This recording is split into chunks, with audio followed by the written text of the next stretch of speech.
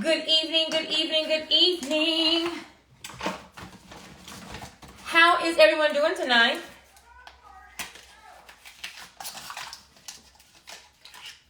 I am getting ready for my mentorship group tonight.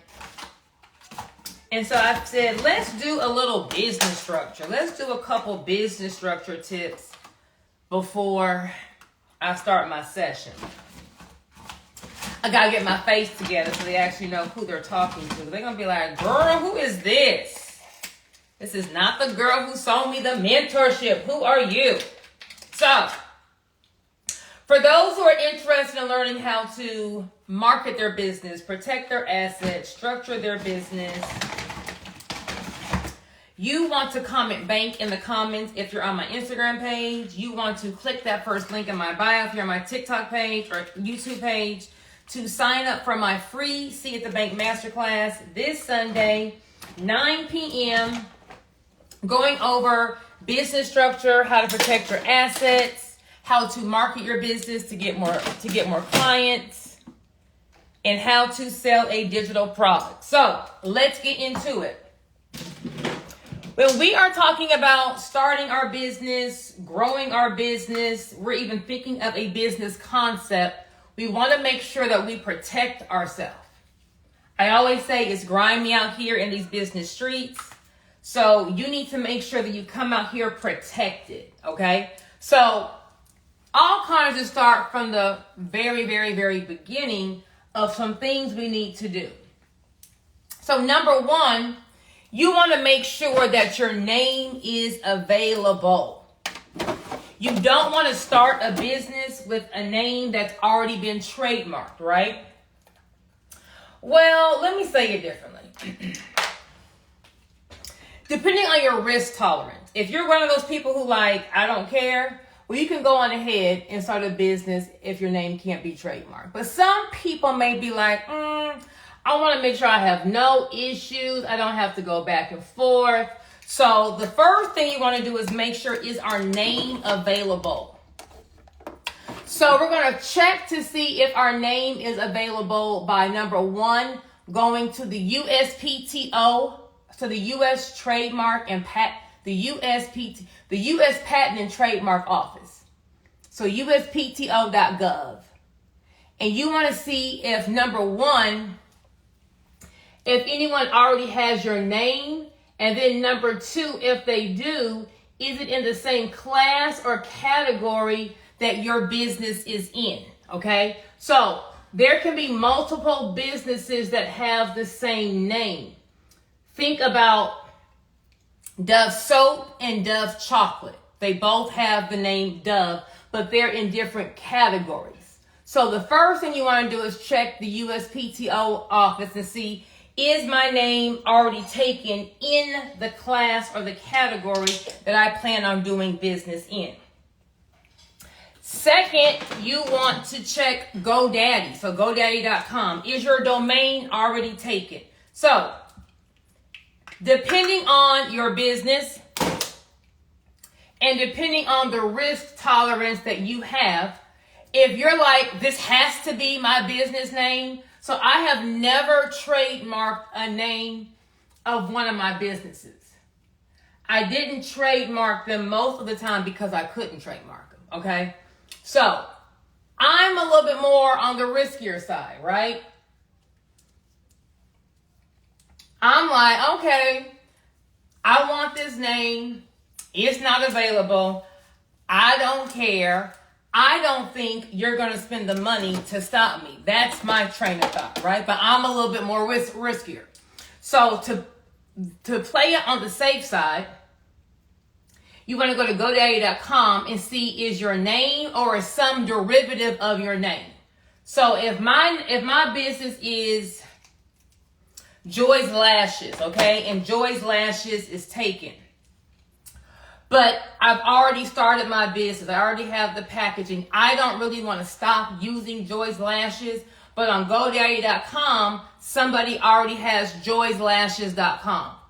If you haven't started your business, you may want to consider, well, do I really want to start a business and the general website is taken? You can also change the website, so like jlashes or joyslashes.net. But if you are a brand new business and you have other options, it'd be probably better to do the other options. Now, on the flip side, if you've already started your business, it has to be Joy's Lashes. Well, then you'll have to just have some derivative of Joy's Lashes. Maybe joyslashes.us, joyslashes.net, jl.com. You have to have some kind of derivative of that name.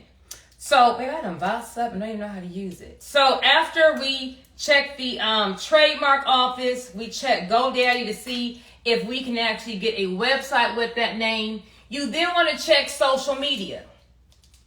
Are you able to get some kind of derivative of your business name before you even start, okay? This way we aren't having to start and then restart.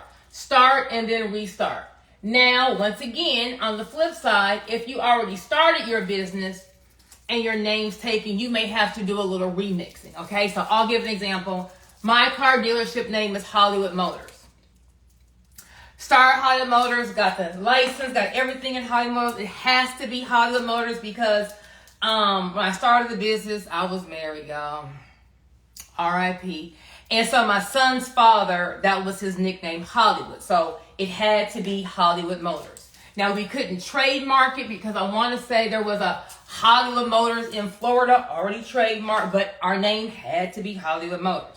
So for our website, we have a little bootleg website. So we are hollywoodmotors.us. hollywoodmotors.us. So we couldn't get the .com. So we are hollywoodmotors.us. Then for Instagram, Hollywood Motors already taken. So we are Hollywood Motors _HTX. Those are kind of the things you're going to... Is this the information I wanted to get? Those are the kind of little tips and tricks you're going to have to do to get your name through or to be able to use your name. Now, how do you use this thing? I always buy new stuff and don't know how to use it. If you're trying to get your name through. I had another company, Superweave Express. A Super Weave was already trademarked, but my philosophy is, okay, come spend that money. I don't think you're gonna spend that money. Now, if you're like, well, I don't want to have no issues, then go ahead and make sure in the very beginning that you have the correct name. But you want to check the patent and trademark office. You want to then check GoDaddy. You want to then check social media to make sure you're going to be able to use the name. Now, for those who are in a high-risk industry, a high-risk industry is going to be an industry that banks look at as far as either being a high likelihood that you're going to file bankruptcy or a high likelihood that you're going to have a lot of chargebacks, okay? So banks kind of frown against high-risk industry businesses when it comes to getting funding. So if you are going to be in a business that has high risk and you're looking for maximum funding, you can be in a high-risk industry and have a high-risk name and just go and get funding in a different entity's name. Like my dealership is Hollywood Motors. I have motors in the name, right? I have motors in the name. So I'm not changing my business name just for funding. I want to have my business name. Once again, business structure is personal, right? It's all on what your priorities are, what you're trying. Baby, this little sponge is the bomb. I don't know where I got it from, but baby, this is it. Business structure is personal, okay? It's whatever it is that you're trying to do. So if you are in a high-risk industry name, this is too yellow for my chin, and you want to mask that, then some things you can do is, number one, you can choose a more general name.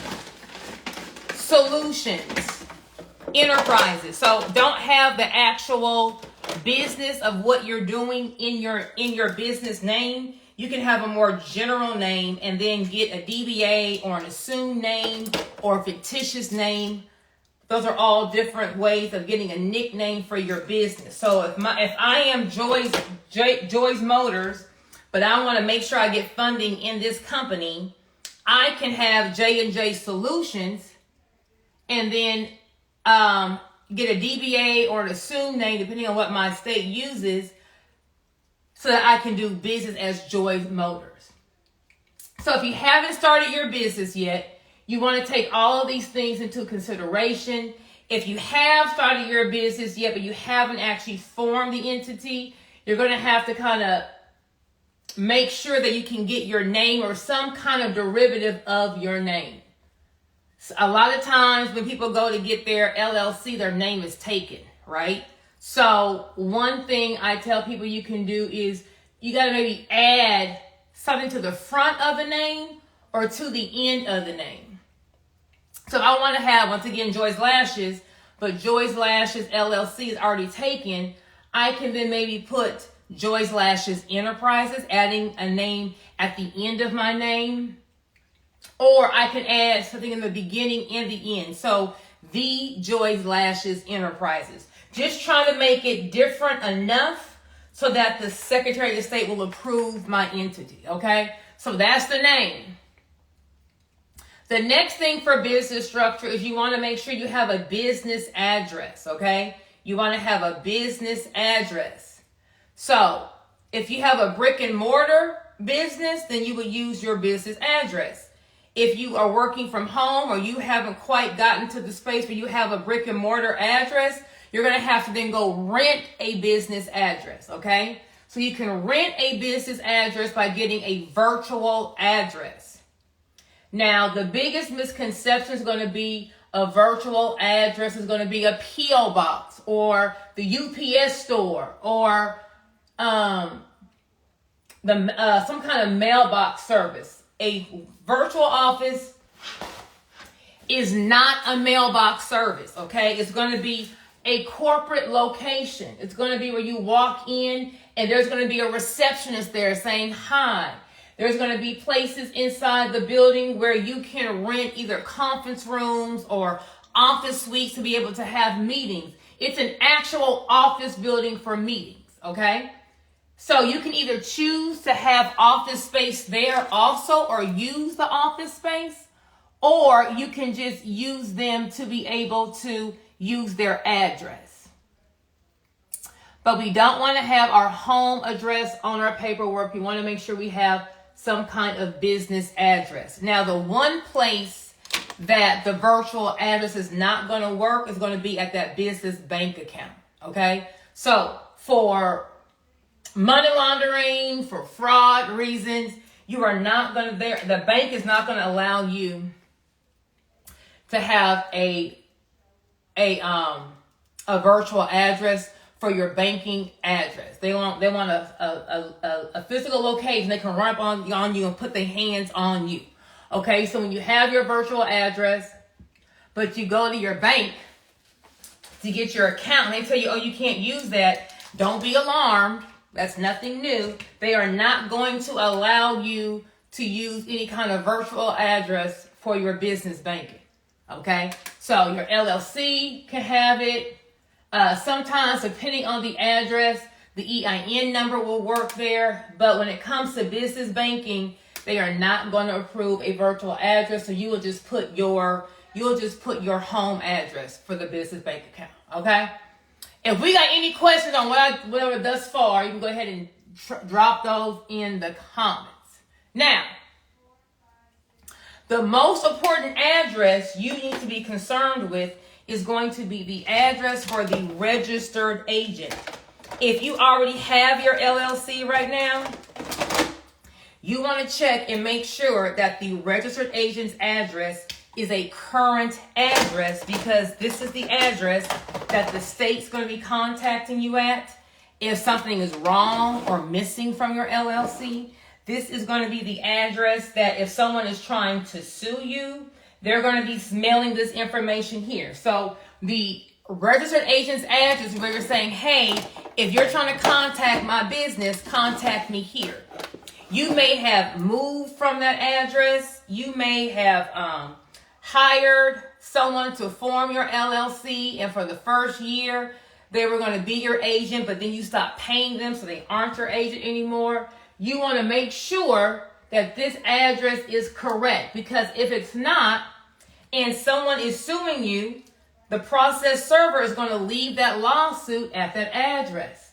If you move, it's an old address, you're not going to get notice that, hey, you've been served. If you don't have notice, you can't respond.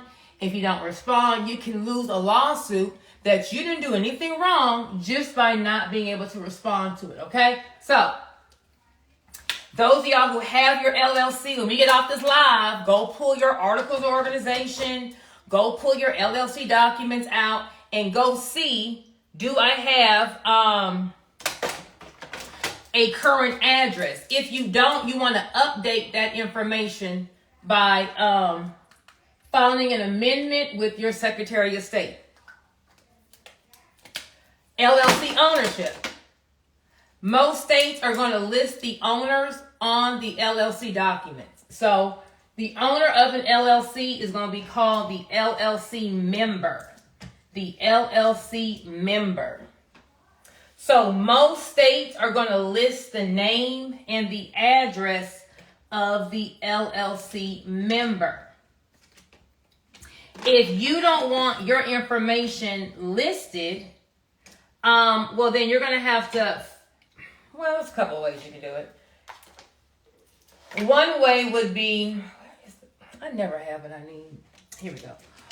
If you don't want your information listed, then you would need to file your LLC in an anonymous LLC state. And it's only 4 states that do an anonymous LLC. An anonymous LLC is that the owner's name is not going to be listed on the Secretary of State's website. It's going to be Nevada, New Mexico, Delaware, and Wyoming. Those are going to be the 4 LLCs where you can form a business and not put the owner's information on the actual LLC documents. So, we want to make sure that we form our LLC. And if you don't want your information on there, you need to form it in one of those anonymous LLC states. But just understand, if you do that, you're going to then have to maintain 2 LLCs. Because if you are doing business if you're not doing business in that state, you're going to have to register that out-of-state LLC as a foreign LLC in the state that you are doing business in.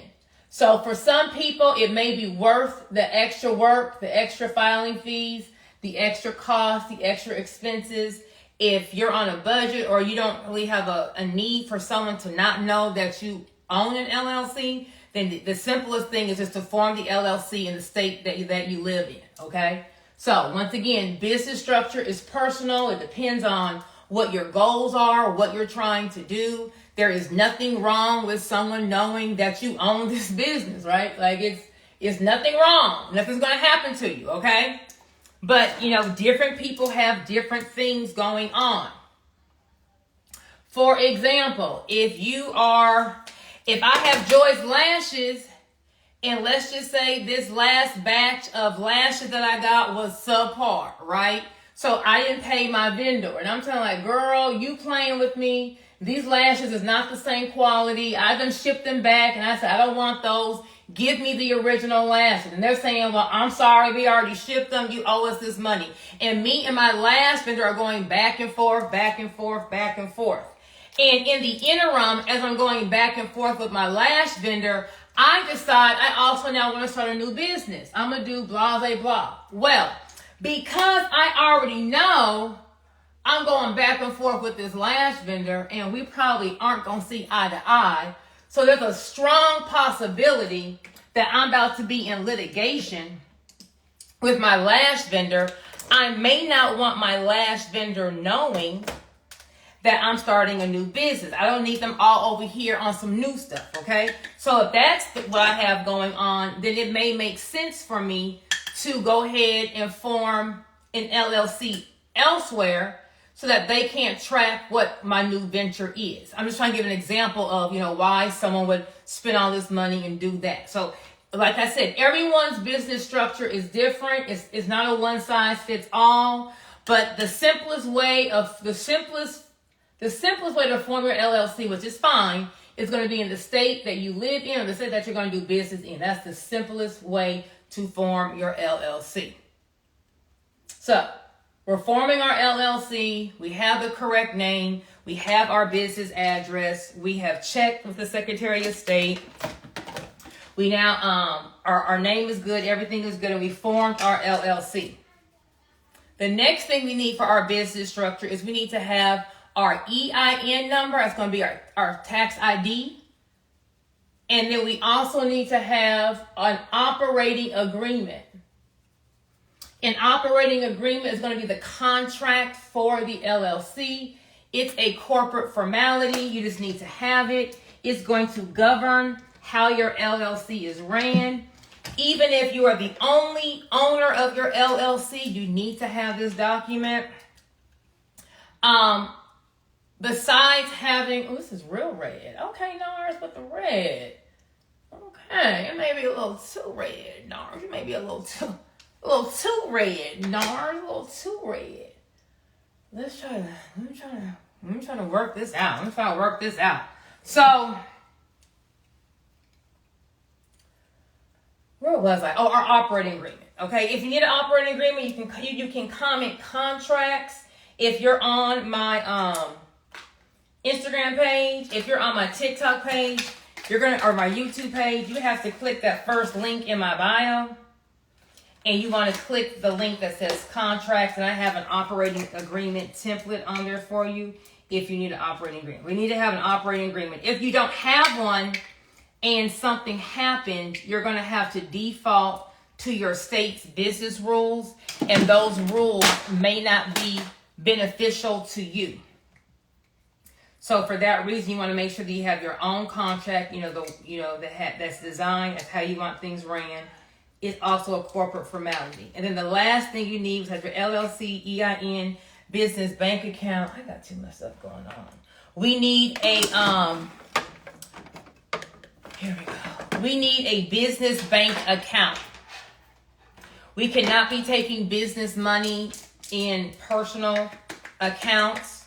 We shouldn't be swiping that business card for personal expenses. So I shouldn't be out here swiping it for nails, lashes, all that good stuff. So we want to have our LLC, our EIN, our operating agreement, and our business bank account. And I call that the business structure 4-pack. Those are 4 things we need for our business, for it to be structured correctly as far as the formation of the business. So forming the LLC is the first step. Then to have the proper business structure, or to keep the protection of the LLC, we have to then run it like it's Walmart, meaning we have to run it like it's a real business to keep that asset protection. But for those who have, what's my structure should be? That's your 4-pack. LLC, EIN, operating agreement, business bank account. If you have a corporation, so Corp or Inc. is behind your business name, then you're going to have a corporation, EIN. You won't have an operating agreement, but you're going to have what's called bylaws. So the contract for a corporation, not an S Corp, a C Corp. The contract for a corporation is going to be your bylaws, where the contract for an LLC is going to be your operating agreement. Whew. Okay. Any questions thus far on business structure? Now, once you form your business, you want to make sure that for every business you have this 4-pack. So a lot of times people are going to say, well, I got my LLC and corporation. Now I'm about to go run 6 enterprises underneath that one LLC or corporation. We do not want to do that. Okay, so each business, each venture needs to stand alone. It needs to be its own thing. Because if you combine things for asset protection reasons, once you get that pot too big, it's like gumbo. So now, if something were to happen at Business One, the creditor of Business One can now touch the assets of business too, because you have it all in the same pot. We don't want that. So you want to make sure that we keep everything separate. I don't know if I like this red on ours. She's real red. So if I have Joy's Peach Cobbler, and I have Joy's Trucking, and I have Joy's Tutoring, those are 3 LLCs, 3 EINs, 3 operating agreements, 3 business bank accounts. We're not having 1 EIN and then 3 LLCs and 1 business bank account. Everything is separate. Everything is separate. Although you own everything is still separate. Each LLC or each corporation is like a separate person. So we have to make sure everything is separate. Now, forming it, running it correctly, the last thing we got to make sure that we do is that we keep our LLC active. We keep our LLC active. So, every state, except for like 2 of them, require, the state is going to require you to file some kind of LLC annual report. Some kind of report with the state, either a report, some states are going to be a report and a fee, where you're saying, hey, I still want to keep this LLC. It's not dependent on whether you made money. It's not dependent on whether or not you use the LLC. If you want the LLC. So if you want your state to reserve your business name, if you want to still have this LLC, you need to be filing a report and or paying a fee. If you don't, then the state's going to make your LLC inactive. Okay? If your LLC is inactive, it's like you don't have an LLC. So although you formed it, although you spent that money, it's now inactive. Now when you get sued, you don't have that protection of the LLC where no one can touch your personal assets. Now your assets are being seized because you didn't have an LLC or it wasn't active. So having one that's inactive is like not having an LLC. So that is going to be the business structure basics. If you want a 4-hour masterclass breaking down all these concepts, giving you everything you need to know, you can comment structure in the link. And structure if you're on my Instagram page from my business structure masterclass. If you're on my TikTok or YouTube page, you can comment. You can click that first link in my bio for courses and get my 4-hour business structure masterclass. I'm doing a free masterclass this Sunday, 9 p.m. Eastern Time, going over business structure, asset protection, holding companies, what contracts you need, how you're going to market your business, how you're going to fund your business. If you can wait till Sunday, then you're going to comment bank. If you are on my Instagram page, if you're on my TikTok or my YouTube, you want to click the first link in my bio, and you want to sign up for my free See You at the Bank Masterclass. It's going to be this Sunday at 9 p.m. Eastern Time. This Sunday at 9 p.m. Eastern Time. Okay? So, that is going to be business structure. I feel like it's basic. Do I have any questions? Did I just ran my mouth? Oh, I gotta get out of here. I gotta get out of here. I'm looking at Instagram. If you're a new business or hard to be established, come to my masterclass. I'm going over business credit, how to get it started. But real quickly, you're going to have to go through the process of establishing business credit. It's a process. So until you go through the process, they're going to always ask for your social because your business doesn't have any credit. So you have to go through the process of establishing business credit in your business EIN. I walk you through the steps of that in my free masterclass this Sunday. If you're like, girl, I want it now, I have a business funding course. I think it's on sale this week for Black Friday for $47. If you are on my Instagram page, you can comment no PG, so NO space and then PG. And that would be my business funding course that gives you all the trade lines, all the lenders you need, the exact process of how to build business credit in your EIN. If you're on my TikTok and YouTube page, you're going to click that first link in my bio for courses. TikToks, do not comment bank in here. TikTok does not work the same. TikTokers, you gotta click that first link in my bio for the free masterclass. If you want the funding class, you gotta click that first link in my bio for courses and look for the business funding in the EIN course. Okay. So that's gonna be the general business structure.